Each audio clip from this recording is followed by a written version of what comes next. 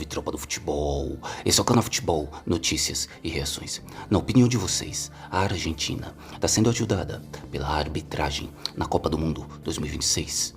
Isso motivou um debate entre o Mauro César e o Pilhado na Jovem Pan. Fique com o vídeo. E lembrando sempre, se você for novo aqui, inscreva-se, vem fazer parte da família Futebol, notícias, reações, ativa o sino, não esquece do like e tamo junto.